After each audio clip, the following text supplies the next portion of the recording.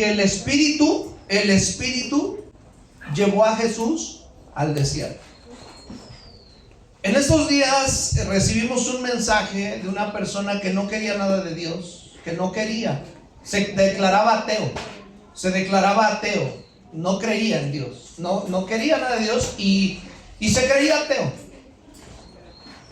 Desgraciadamente no nos alegramos en esto. Él está atravesando una enfermedad muy difícil, muy complicada, una enfermedad pues que le ha llevado no meses, años de quimioterapias, de operaciones, una enfermedad muy rara, un cáncer muy raro. Pero a través de esto, él ahora reconoce a Jesucristo como su Señor y Salvador. Él reconoce que Jesucristo es su Señor y su Salvador. Y eso nos alegra, nos da gozo, nos bendice, porque era una persona que no quería nada de Dios. Alguna vez que le hablamos, pues no era grosero, pero se notaba que había un rechazo hacia las cosas del Señor. Hoy él hace unos días él confesaba y declaraba: reconozco que solo Dios me ha sostenido. Y ha sido una bendición poder oír esto. Y aquí encontramos una historia que pareciera un poquito contradictoria a Dios. Recordemos que nunca la Biblia va a darnos una doctrina a partir de un versículo. Nunca podremos hacer una doctrina, una enseñanza profunda, una base sólida en doctrinal de un versículo. La Biblia, como lo hemos enseñado en otras ocasiones, es su propio intérprete y nunca la Biblia se va a contradecir. No podemos nosotros tomar un versículo y solamente agarrar ese versículo. Muchas veces la gente toma un versículo y de ahí hace su religión o su secta. Y entonces es un error. Se necesita leer todas las escrituras para entonces tener una buena interpretación y de ahí formar una doctrina. Ahora, gracias a Dios tenemos una doctrina muy buena, muy sólida, muy sana, que nos dejaron los apóstoles, porque eso es muy importante.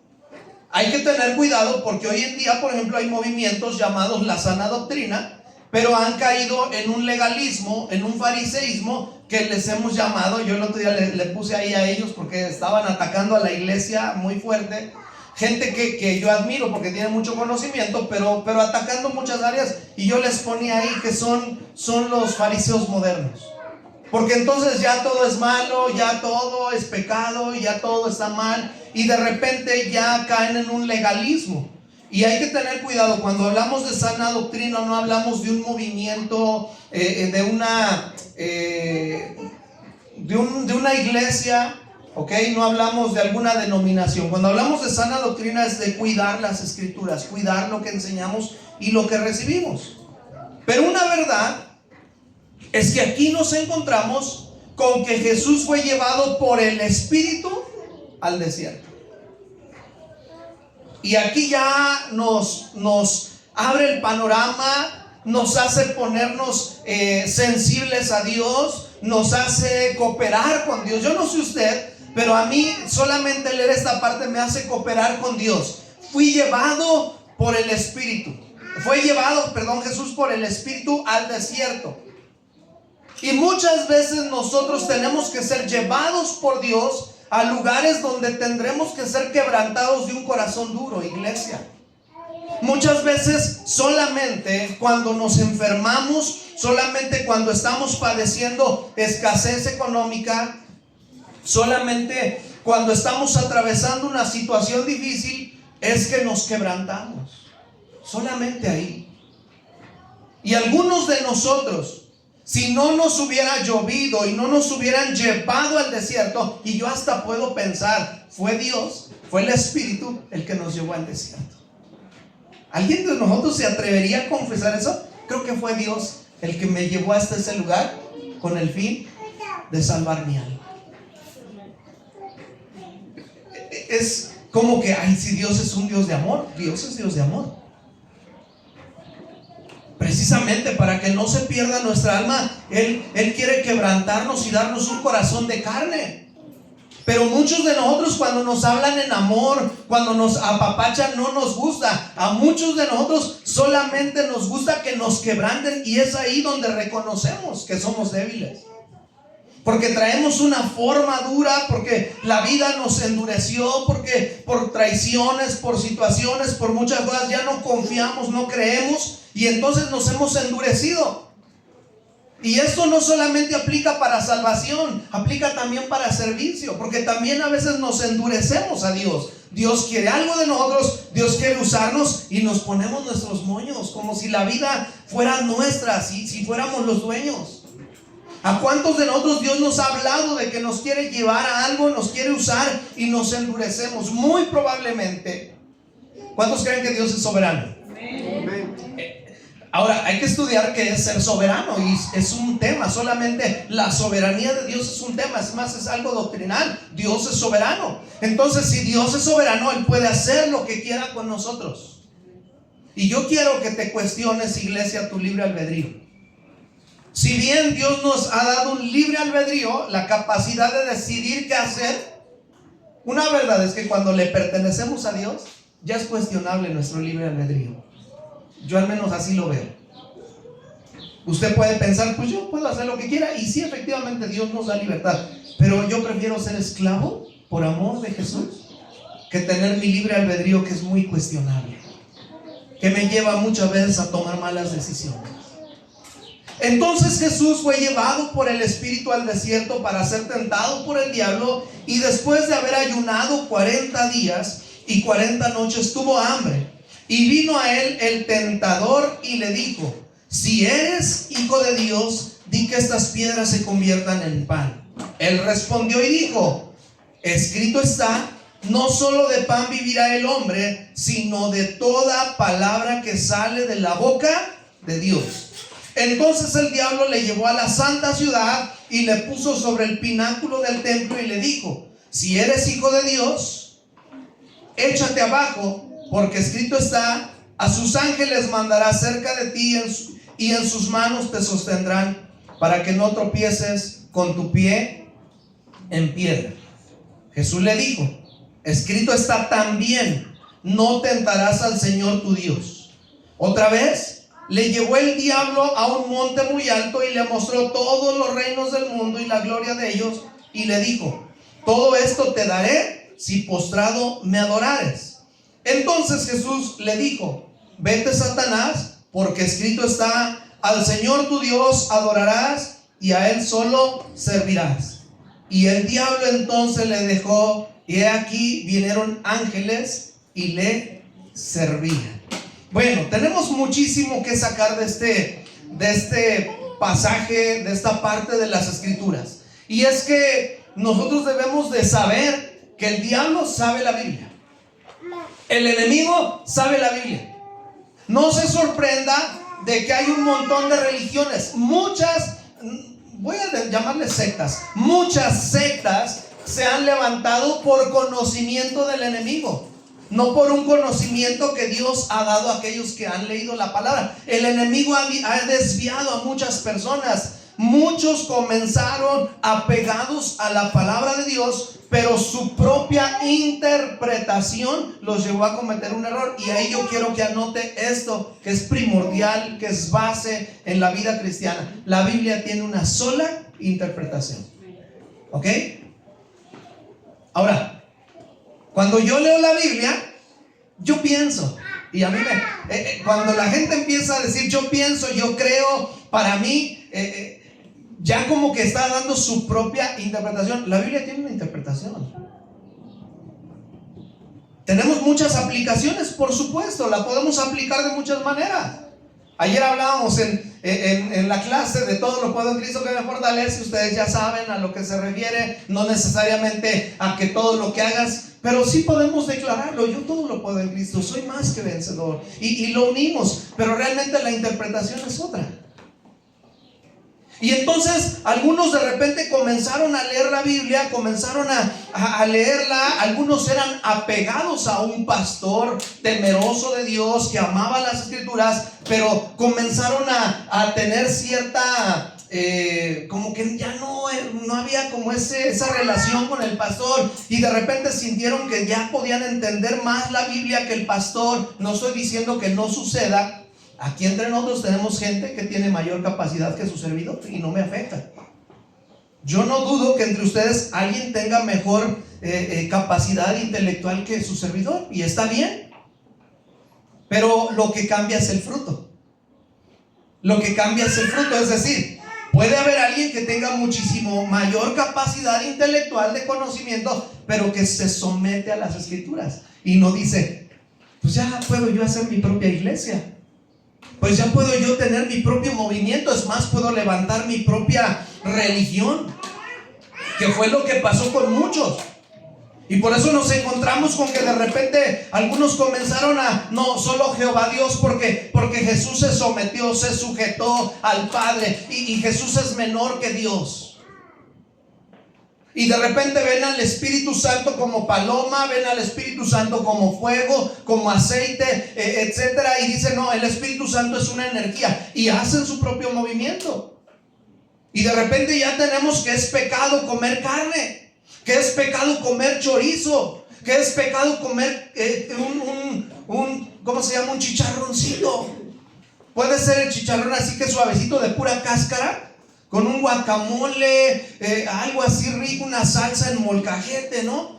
O puede ser un chicharrón con carnita, así que rico el chicharrón, o en salsa verde. Pero para ellos es pecado. Cuando se les hizo agua la saliva, yo tengo hambre, ¿no? Y de repente se desviaron. ¿Por qué? Porque el enemigo que conoce las escrituras lleva a una distorsión. El hecho de conocer las escrituras no quiere decir que se le dé una buena aplicación, se le distorsiona. Y el enemigo viene y le habla con la Biblia a Jesús. No se sorprenda, en la tele ahorita está retacado de videos de maestros supuestamente, de gente que habla un montón de la Biblia, que sabe aparentemente un montón, pero que muchos de ellos están bien perdidos. Y de repente la gente comienza a seguirlos. Y pues sí, hay que estar ahí pendiente, porque hay unos que hablan bien bonito, pero están bien distorsionados, hermanos. Ya hoy no se aplica el diezmo, y te dicen por qué esto y esto, y te hablan bien padre, y dices, es verdad, eso era de la ley. Y no leen que Jesús les dijo ahí, ustedes diezman nada más lo que les conviene. O sea, se aplicaba el diezmo en el Nuevo Testamento. Pero no. Y muchas veces lo que pasa es que no nos convienen ciertas cosas. Miren, si nosotros estudiamos profundamente la Biblia, nos vamos a dar cuenta que ha habido una distorsión en muchas cosas. Y el enemigo viene a Jesús, viene para tentarle y le dice, si eres hijo de Dios, si verdaderamente, o sea, no le dijo tú eres, no, le dijo si es. O sea, hay como una verdad, o hay una verdad, pero también hay como mentira, como picando. Y usted y yo necesitamos primero tener una identidad en Dios. Usted tiene que saber que tenemos una identidad como hijos de Dios. ¿Cuántos de aquí pueden decir somos hijos de Dios? Yo soy hijo de Dios. Amén. ¿Cuántos dicen somos hijos de Dios? Ahora, ¿qué significa ser un hijo de Dios? ¿Qué significa ser un hijo de Dios? Pues que Él es nuestra autoridad. Él es el que manda. Él es el Señor. Él es todo. Él es mi Padre. Literalmente, así como lo usamos aquí en San Cristóbal, yo soy tu Padre. O sea, para decir aquí yo mando, pues Él es nuestro Padre. ¿Cuántos pueden decir? Él es mi mero Padre, la verdad. Y es cierto. Ahora, toda la autoridad, todo lo que Él diga, todo le pertenece a Él. Y esa es la identidad que usted y yo necesitamos tener. Esa es la convicción que debemos tener. Somos hijos de Dios. Entonces Él tiene toda la autoridad. Lo que yo quiera hacer, le tengo que preguntar. Porque un hijo cuando está sometido a sus padres, le pregunta a sus padres, ¿puedo ir? Pide permiso. Puedo ir, puedo hacer, papá, puedo hacer esto, puedo hacer lo otro. Y un papá le da permiso, no le da permiso, lo educa, lo corrige. Toda la autoridad lo tiene el Padre. Entonces, toda la autoridad lo tiene Dios sobre nosotros. Toda la autoridad la tiene el Señor sobre nuestras vidas. ¿Cuántos dicen amén? Jehová es mi pastor. El pastor tiene toda la autoridad sobre las ovejas. Estoy hablando literalmente de aquel tiempo de las ovejas. Yo no tengo toda la autoridad sobre ustedes. Por ejemplo, sus hijos. Yo no estoy de acuerdo que los hijos tengan novia a 15, 16 años, 17 años. No estoy de acuerdo. Y yo les digo que no. A mis hijos les puedo obligar a que no. Pero si ustedes como padres les toleran y les dicen, no, sí puedes tener a tu novia, aunque el pastor diga que no, yo no puedo hacer nada, porque ustedes son la autoridad sobre sus hijos. A lo mejor puedo tener autoridad en que, pues, ok, ahorita no vas a ministrar, porque nosotros no permitimos eso. Dentro de lo local de la iglesia tengo autoridad en algunas cosas o en muchas cosas, pero hay que respetar la autoridad que ustedes tienen sobre sus hijos. Yo no tengo autoridad sobre sus esposas, ¿cómo creen? Aparte, sus esposas ni con ustedes sujetan. ¿Ustedes creen que a mí me van a hacer caso? Entonces, la autoridad la tiene el Señor sobre nosotros. Amén. Y esa eso es lo que significa ser hijos de Dios. Pero también que tenemos privilegios. Oiga, un padre provee. Amén. ¿Cuántos de nosotros no tenemos y dijimos, ya no le voy a comprar nada? Ay, un helado, ¿no? Y ahí se lo compramos. Y ahí vemos y le proveemos. Y ya no tengo zapatos y ya no tengo eso. Y un padre provee, un buen padre provee. Dentro de sus capacidades, jóvenes. Dentro de sus posibilidades. No le exijas a tu padre unos tenis de 5,000 pesos si sabes que no gana mucho y todavía te enojas que te compró unos sencillitos. Son sus posibilidades. Entonces uno como hijo de Dios tiene el privilegio, tiene bendiciones, tiene muchas bendiciones. Él es su proveedor, Él es el que le cuida, Él es el que le sana, Él es el que le defiende. Piensa en muchas cosas que tenemos mucho para sacarle aquí. Oiga, un buen padre protege, cuida, anima, defiende, está contigo, no te deja solo. ¿Cuántos pueden decir, Señor, gracias porque eres mi padre? Levanta su mano derecha y diga conmigo así, Señor, gracias porque eres mi padre. Vamos, dígalo, tú eres mi padre. Tú eres mi padre. Yo confieso esta tarde, Señor, soy tu hijo. Como Juan dice, que todo aquel que confiesa, dice que todos los que le recibieron, a los que creen en su nombre, les da potestad de ser hechos hijos de Dios. Eres hija de Dios. Eres hija de Dios. Él es tu padre. Él es el que te provee, te defiende. Él es tu padre. Somos tus hijos, Señor, en el nombre de Jesús. Amén. Pero también tenemos responsabilidades. Y yo quiero dejar esta parte abierta, que usted piense cuáles son nuestras responsabilidades en Dios. Pero una de ellas es mostrar a Cristo en nosotros. Mostrar a Cristo en nuestras vidas. Reflejar que somos hijos de Dios. Ahí está la mamá. Ay, ¿cómo te parece a tu padre? ¿Ah? Ay, ¿cómo te parece a tu padre? Cuando hace algo malo. Cuando hace algo bueno, ay, ese es mi hijo. ¿Ah? Cuando hay algún triunfo, mi hijo. Pero cuando se porta mal, ay, tu hijo. Así somos, ¿ah? Imagínense que el mundo diga, ¿cómo te pareces a tu padre? ¡Qué bendición! Ay, que eres idéntico a tu padre. ¡Qué bendición! Que nos parezcamos a nuestro Dios. Juan 1:12 dice así: mas a todos los que le recibieron, a los que creen en su nombre, les dio potestad de ser hechos hijos de Dios. Y tenemos aquí algo muy fuerte.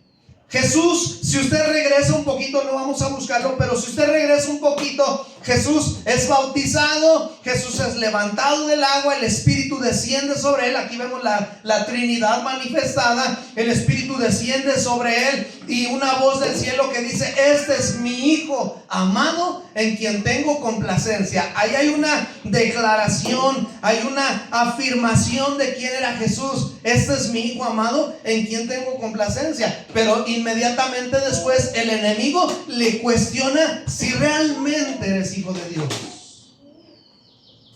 Y yo quiero que usted identifique cómo el enemigo se manifiesta en muchas formas, en muchas áreas, en nuestra vida, en el trabajo, en la familia, en los amigos. Y si eres cristiano, yo espero que usted demuestre que es cristiano y que no sea de la secreta, ¿no? Hay gente que no le gusta que sepan que es cristiana por cómo se comporta. Nosotros, algo que siempre debemos no andar anunciando. Usted y yo no podemos andar anunciando: no hablen groserías porque soy cristiano. No tomen porque yo no tomo porque soy cristiano. Por favor no fumen porque yo soy cristiano. Y van a ofender al espíritu que vive dentro de mí. Y somos de repente bien fariseos. No, es nuestro comportamiento el que hablará de quiénes somos en Dios.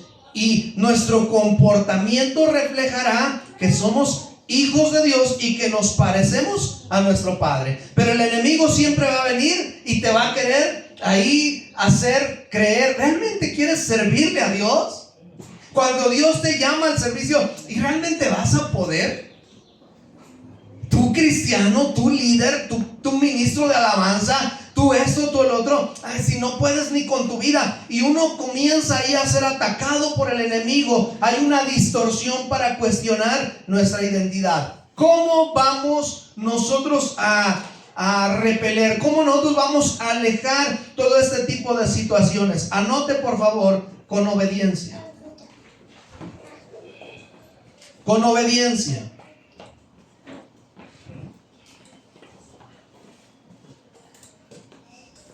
¿Ok? Ahora, todos somos tentados. ¿Sí me oyeron, amados hermanos? Todos somos tentados. ¿Cuántos recibieron tentaciones esta semana? Levanten su mano. No se preocupen, no tienen que confesar su pecado. Solamente, yo voy a levantar mi mano. Yo recibí tentaciones esta semana. ¿Alguien más o solo yo? Los admiro, hermano. Yo quisiera juntarme con ustedes. Todos recibimos tentaciones. ¿Cómo? La tentación de enojarme, de hablar malas palabras, de ver ahí mal parados unos 500 pesos y decir: justo los necesito. La tentación de contestar, de desobedecer. La tentación de voltear a ver. La tentación de ver algo incorrecto, de agarrar algo incorrecto. Oiga, todos somos tentados. Todos somos tentados. La tentación en sí no es mala en nosotros. Yo podría pensar, ahí no vayan a hacer una doctrina de esto, ¿ok? No, el pastor dijo. Pero yo podría pensar que la tentación hasta nos ayuda a hacernos fuertes cuando la vencemos. Pero la tentación no es mala hasta que nosotros accedemos a esa tentación.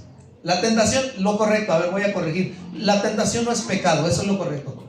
La tentación no es pecado. Es cuando nosotros caemos a la tentación que se convierte en pecado en nuestra vida. Eso es lo correcto. Eso debí decir, ¿ok? Gracias por corregirme algunos que pensaron y yo los leí en su mente. Si algunos han de haber pensado: no, el pastor debe decirlo así. Pero bueno, la tentación no es pecado. Lo malo es cuando nosotros cedemos a esa tentación y entonces se convierte en pecado.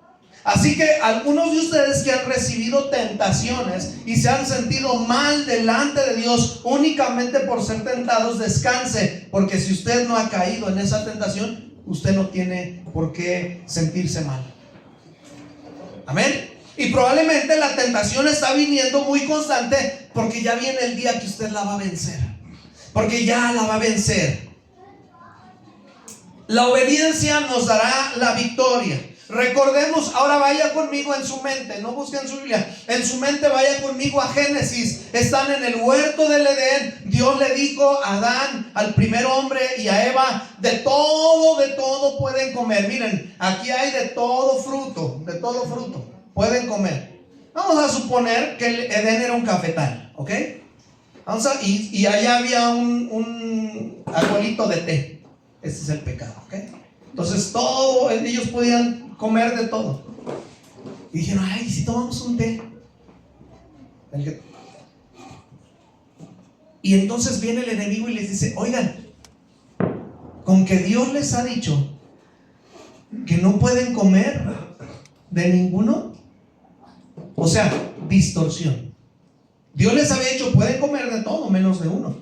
Pero el enemigo viene y les dice, con que no pueden comer de esto.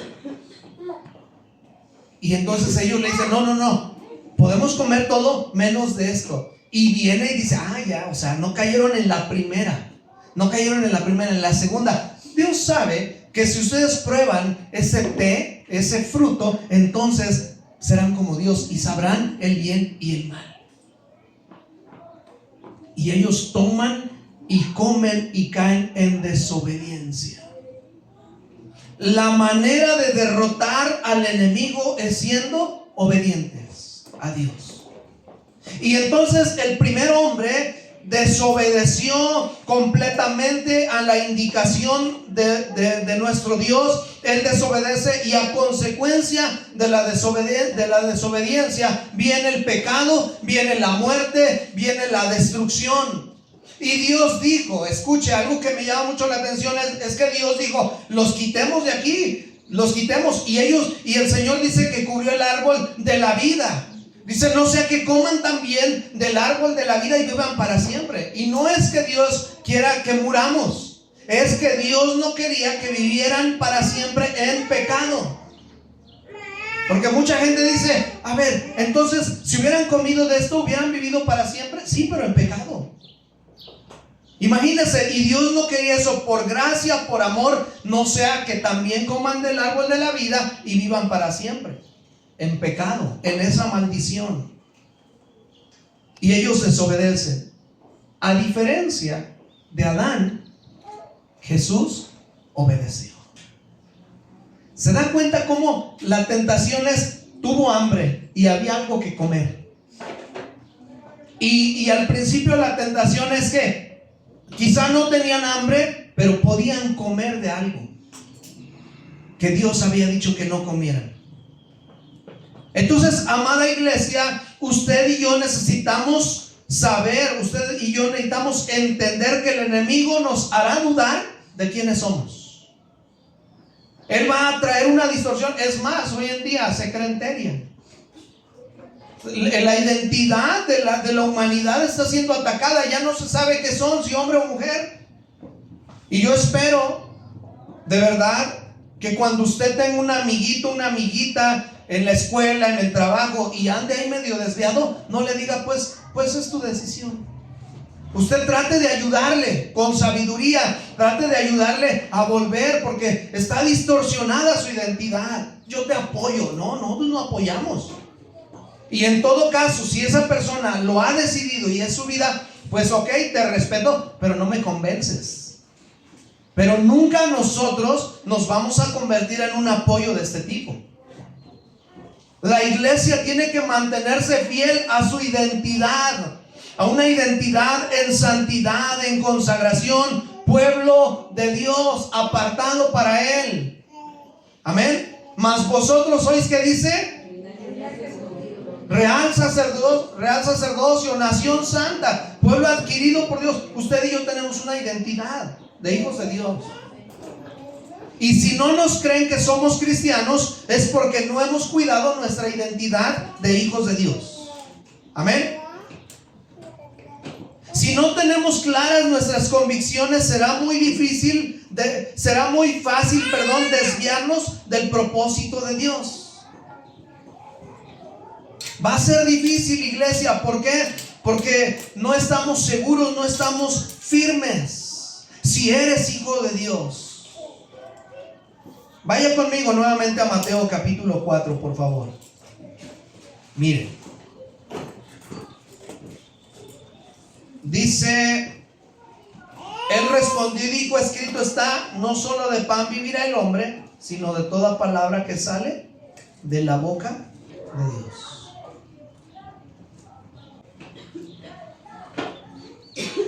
Dice Deuteronomio capítulo 8, versículo 3. Y te afligió.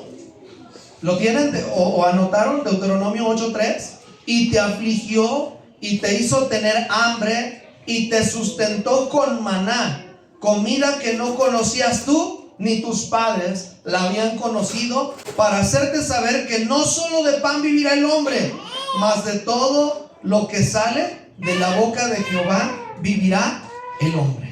De sus promesas. Amén.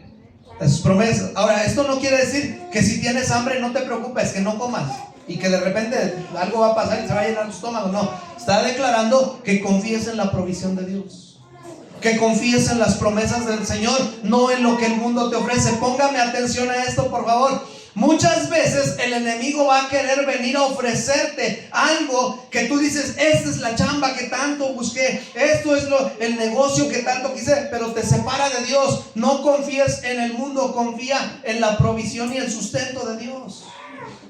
No quiere decir que no debes comer, no quiere decir que no debes trabajar, quiere decir que debemos confiar en el sustento de Dios. Amén. En la provisión de Dios. Entonces el diablo le lleva, versículo 5, le llevó a la santa ciudad y le puso sobre el pináculo del templo y le dijo: si eres hijo de Dios, échate abajo, porque escrito está, o sea, porque la Biblia dice: a sus ángeles mandará cerca de ti y en sus manos te sostendrán para que no tropiece tu pie en piedra. Mire por favor, ponga atención. El enemigo le está leyendo o le está recitando el Salmo 91:11. Oiga, mucha gente toma su Biblia y la pone en el buró o la pone por ahí en la entrada de la puerta para echar fuera los espíritus. El diablo, es más, él puede llegar y leerla. El enemigo la puede leer. Mucha gente piensa que poniendo la Biblia ahí en el pecho, ay, así ya no va a entrar. No, él se la sabe. La Biblia es papel. Es mi agenda, ¿ok? No es una Biblia. Pero es papel, la Biblia es un papel. La Biblia es un papel como aquel enchamucado, ¿no? Que está endemoniado y él está, y se manifiesta y vienen los jóvenes y oran por él y no se le sale el chamuco, es un endemoniado, y lo meten en un carro y él lo tiene. Y le hablan a uno y él era el líder, era el que llevaba años de cristiano, ya se había aventado varias liberaciones, lo hablan y ahí va con su Biblia, ¿no? Y va y llega y se mete al carro y lo ve, está ahí retorciéndose aquel, y le pone la Biblia en la pierna. Le pone la Biblia en la pierna y empieza el otro: me quema. Y le dice: ¿qué te quema si es papel, payaso? O sea, solo se estaba haciendo el endemoniado. Muchas veces nosotros tomamos las cosas de Dios como amuleto, y no es correcto, iglesia. La Biblia será poderosa cuando se haga viva en tu corazón, cuando la vivas. Amén. Mire, usted y yo podemos saber muchos versículos, pero si no los vivimos, de nada nos sirve. El enemigo se sabe la Biblia, se sabe versículos y sabe qué versículos, supo qué versículos usar para atacar a Jesús, supo qué versículo decirle. A veces el enemigo viene: es que tú eres el padre, tienes que ver por tu familia, mira, y nos llega con una verdad, pero nos desvía. ¿Estamos, iglesia?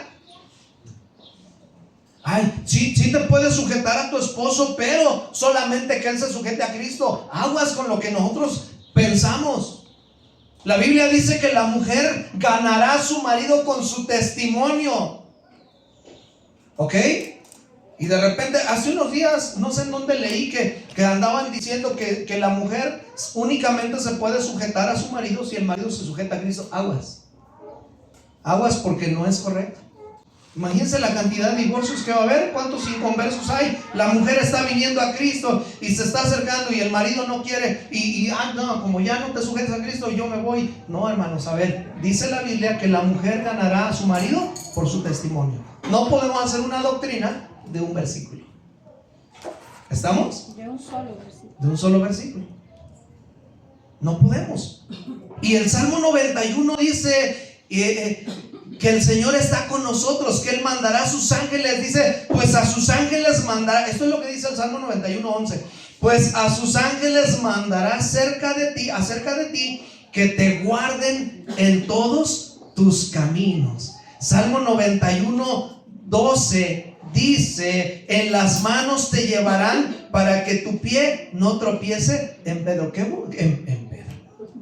Bueno, es que Pedro es piedra, ¿eh? Soy bíblico yo. En piedra. Qué bíblico soy. Qué bonito versículo usó el enemigo. Qué bonito versículo usó el enemigo. Hoy en día el internet está plasmado de mensajes bien bonitos, pero que debemos analizar a la luz de las escrituras. Amén. Hay cosas que suenan muy bien, hay cosas que suenan muy bonitas, muy lógicas, pero debemos analizarlas a la luz de las escrituras. ¿Estamos?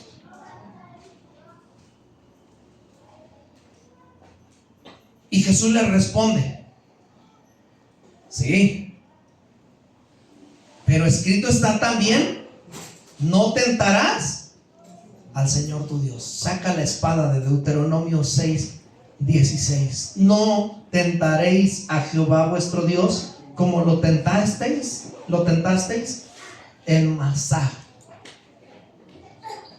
Deuteronomio 6:16. Mire, ¿sabe por qué nos debemos saber versículos usted y yo? Porque el enemigo nos va a estar atacando, porque el enemigo nos va a estar lanzando ataques, y usted y yo tenemos que tener lo que dice Efesios capítulo 6, la espada de dos filos, que es la palabra de Dios. Y la palabra de Dios en nosotros no es andar trayendo la Biblia para todos lados. Digo, qué padre que la traigan para todos lados, pero traer la espada del Señor en nuestra vida es en nuestro corazón, es memorizarla y aplicarla. Muchas veces el enemigo viene y nos ataca y no tenemos que contestarle. Muchas veces tenemos temor y no sabemos qué decir. Muchas veces hay una opresión y no sabemos qué orar. Entre más usted sepa de la Biblia, más amplia será su capacidad de oración. Un ministro de alabanza, un ministro que está aquí dirigiendo la alabanza, tiene que saber las escrituras, porque entonces será limitado. ¿Cómo dirige la alabanza? Será muy limitado, porque nada más se sabe cantos memorizados, pero no sabe las escrituras, iglesia. Y el Señor rápidamente le saca Deuteronomio y le dice: sí, pero también dice: no tentarás al Señor tu Dios. ¿Estamos, iglesia? ¿Cuántos van a leer más su Biblia? ¿Cuántos van a memorizar más versículos? Se ha perdido esto. ¿Sabe? Se ha perdido esto.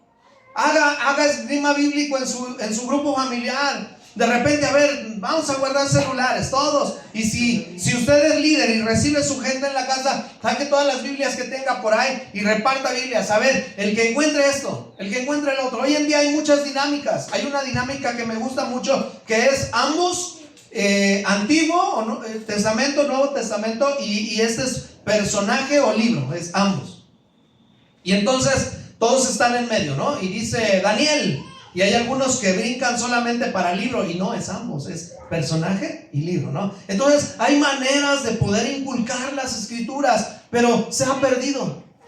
Se ha dejado de decir: vamos a memorizar este pasaje de la palabra de Dios. En las casas ya no se memoriza la Biblia. Usted y yo la tenemos porque hubo gente que la guardó en su mente y en su corazón y la pasó de generación en generación, y hoy tenemos la bendición de tener las Sagradas Escrituras. Pero hoy en día ni siquiera un versículo no sabemos. Hoy en día ni siquiera un versículo. Nos cuesta trabajo. ¿Y sabe qué es lo peor? Que confesamos: es que yo no puedo, a mí me cuesta memorizar versículos.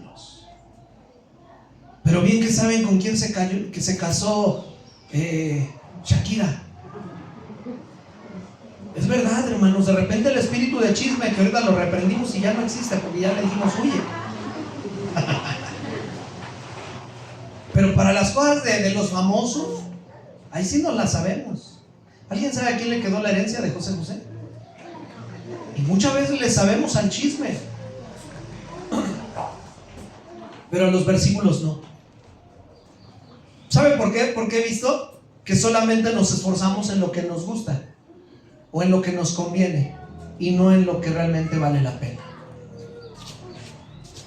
Entonces, otra vez, tercera, otra vez le llevó el diablo a un monte muy alto y le mostró todos los reinos del mundo y la gloria de ellos, y le dijo: todo esto te daré si postrado me adorares. Imagínense qué atrevimiento de Satanás. Pero así ataca el enemigo, con vanidad, con vanagloria.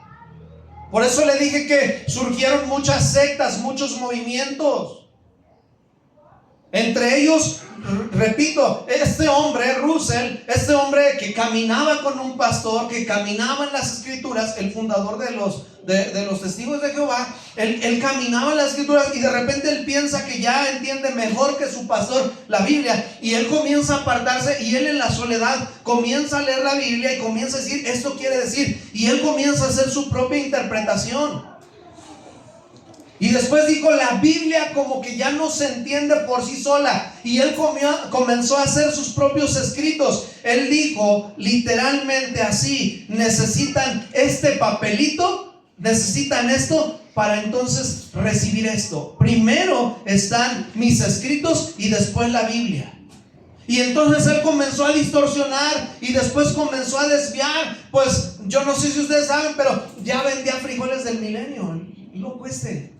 Y ya comenzó a distorsionar y a desviar, y ya andaba ahí haciendo cosas. Pues tenemos gente que decía que podías tener la seguridad de llegar al cielo, y te vendían algo llamado indulgencias para que tengas tu terrenito en el cielo, ¿no? Una mala interpretación. Una mala interpretación es que si uno muere puede ir a un lugar donde puede purgar sus penas, puede purgar sus pecados, y ya una vez que aquí están pidiendo por él y que él purga sus penas, ya puede ir al cielo. ¡Qué herejía! Un desastre. ¿Por qué? Porque entonces el sacrificio de Jesús, simplemente lo analizamos, no vale de nada. Porque si yo por mis propios méritos, si yo por mi propio esfuerzo, y aquí están rezando por mí, y aquí están, yo estoy pagando, entonces puedo llegar al cielo. ¿Para qué la muerte de Jesús? No tiene caso.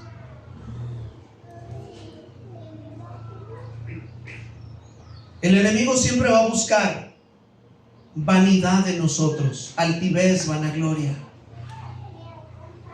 Dice: le mostró todos los reinos del mundo y la gloria de ellos, y le dijo: todo esto te daré si postrado me adorares. Y entonces Jesús le dijo: vete, Satanás, porque escrito está: al Señor tu Dios adorarás y a Él solo servirás. Deuteronomio 6:13. Deuteronomio 6:13. A Jehová tu Dios temerás y a Él solo servirás, y por su nombre jurarás. Y el diablo no pudo, y el enemigo dijo: no puedo hacer nada en contra de él. Ahora, yo quiero que en este último analicemos algo que el enemigo a veces hace con nosotros. Miren la oferta: te voy a dar todos los reinos si me adoras. En Apocalipsis encontramos con que dice: y todos los reinos han venido a ser del Señor y de su Cristo. ¿Qué es lo que pasa aquí?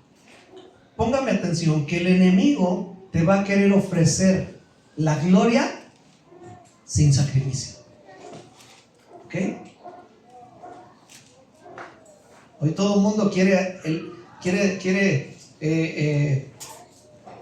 hacer algo muy pequeño, sin esfuerzo, y recibir mucho.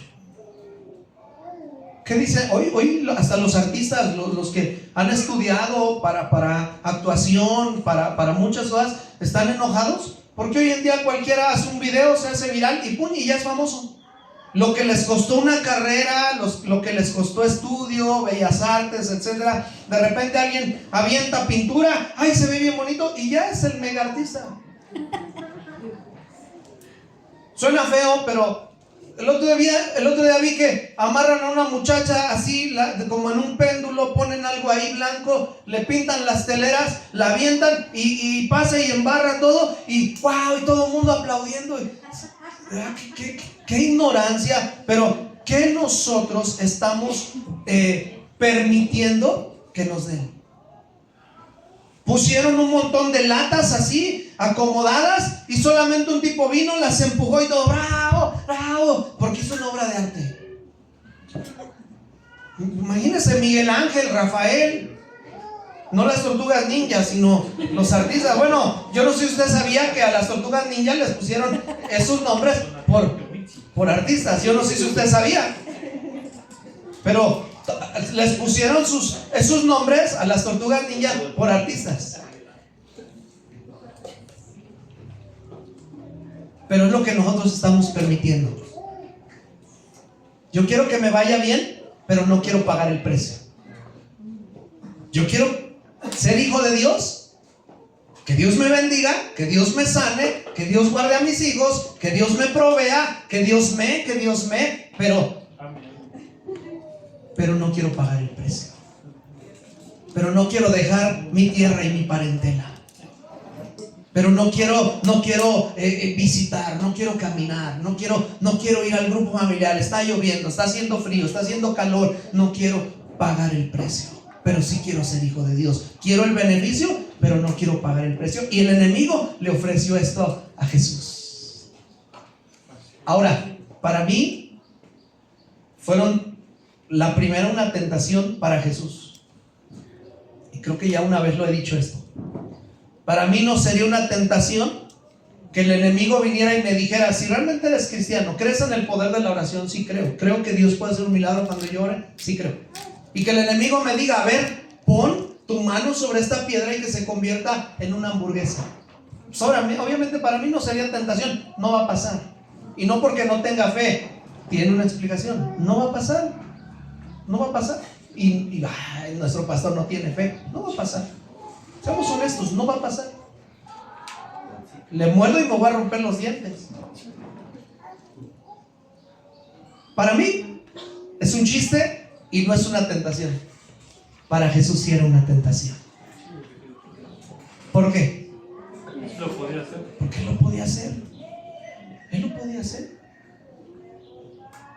Él podía decir: a ver, pues conviértete en un pan. Pum, y se convierte en pan. Yo soy limitado, Dios no.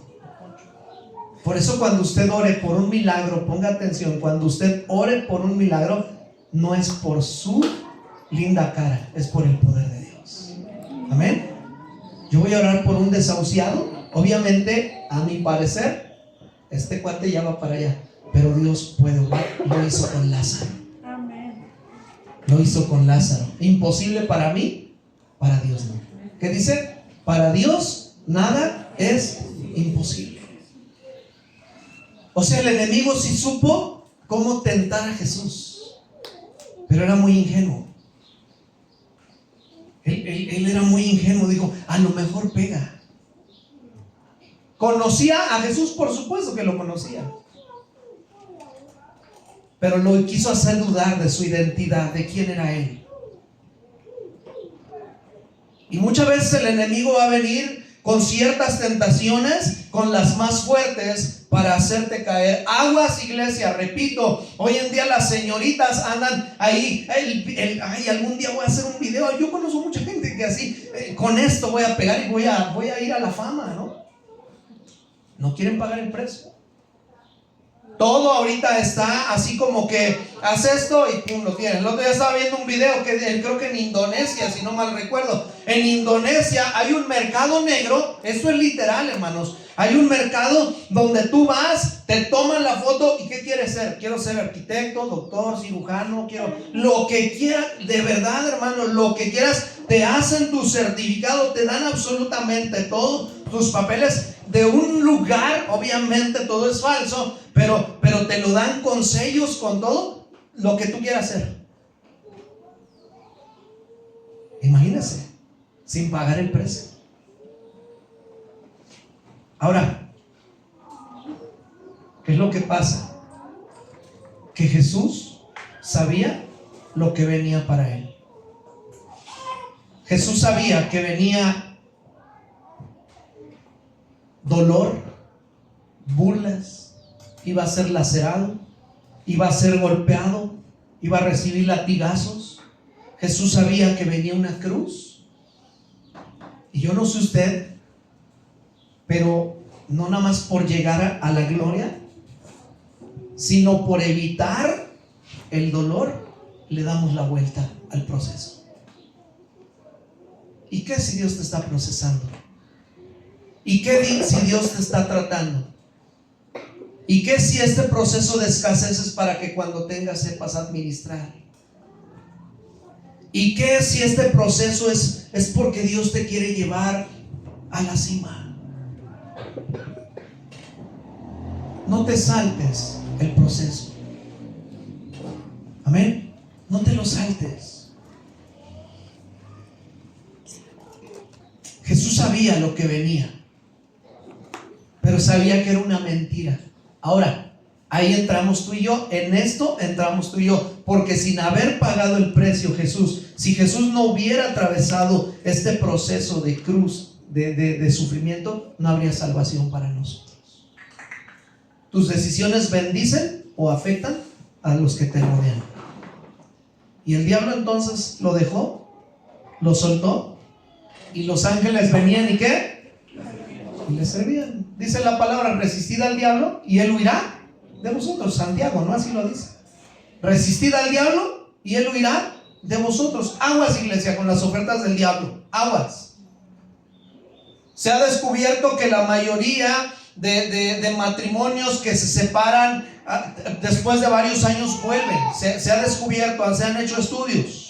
Se han hecho estudios de que muchos hijos salen de casa y la mayoría vuelve porque ya estando afuera se dan cuenta de su situación.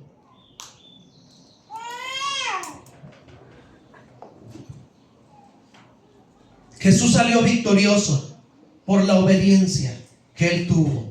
La paga del pecado es la muerte, mas la dádiva de Dios es vida eterna en Cristo Jesús, Señor nuestro. Y con esto termino. Hoy más que nunca nosotros necesitamos mantener nuestra identidad. La iglesia hoy en día necesita mantener su identidad. Amén. Necesitamos ser firmes. No necesitamos andar ahí tibios. No necesitamos andar ahí como que un ratito caliente, otro día frío. No podemos andar chamois. No podemos andar un día agrios y otro día dulces. Necesitamos mostrar el fruto del Espíritu. Amén. Necesitamos mantener nuestra identidad, iglesia. Ya basta. Ya no puedes tú permitirte groserías. Ya no puedes permitirte arranques inmaduros. Ya no puedes permitirte una falta de compromiso en la congregación. Ya no puedes permitirte jugar a la iglesia. Es tiempo de que la iglesia mantenga su identidad en Dios. Lo quiero decir así y sé que está mal, pero cuando el cristianismo se puso de moda, todo el mundo traía un pescadito y todo el mundo tenía en su puerta: en este hogar somos cristianos y todos son bienvenidos.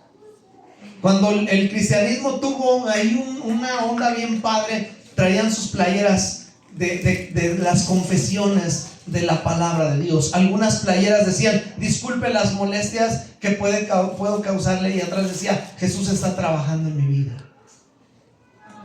Y hoy en día lo que tenga que ver con Cristo se esconde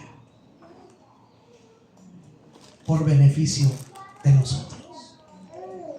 Si de tu fe dependiera que te despiden de tu trabajo, ¿seguirías afirmando que eres hijo de Dios? ¿O dirías: bueno, ok, no, está bien? Porque hoy en día se ha llegado a ese punto. La iglesia se calla. Ya en las escuelas uno no puede decir que es cristiano. Ya en las escuelas uno no puede hablar, no puedes orar porque te toman de intolerante. Uno puede decir que es perro y te aplauden, ¿no? Uno se puede reír de la derecha. Y póngame atención, porque eso es verdad. Uno se puede reír de la derecha. Estoy hablando de la política. Uno se puede reír de la derecha, pero no de la izquierda. Sí, en serio. Te puedes burlar de los blancos, pero si te burlas de un negro, es racismo. Te puedes burlar de los hombres, puedes mofarte de los hombres, pero tantito hablas de una mujer, uy, el mundo está loco. Y la iglesia necesita mantener su identidad en Dios. ¿Estamos, iglesia? Necesitas mantener tu identidad. Tu matrimonio está siendo blanco de ataques. Necesitas mantener tu identidad. Tus hijos, necesitas darles identidad, afirmarlos. No hay mejor identidad que la palabra de Dios en tus hijos. Y qué mejor si son pequeños. Ya grandes cuesta un poquito más. Ya grandes ya no los puedes obligar a que vengan a la iglesia, a menos que vivan bajo tu techo. Pero ya grandes ya no los puedes obligar. De niños, tráetelo arrastrando, así como vienes tú, ¿no? Háblame, no, me quiero quedar. Así vienen algunos de ustedes en contra de su voluntad, pero ahí vienen. Así tráete a tus hijos. Porque ya grandes, posiblemente, si no quieren de Dios, qué tristeza. Ahorita es cuando tienes que sembrar, dejarlos que sirvan, apoyarlos, que desarrollen una identidad de hijos de Dios.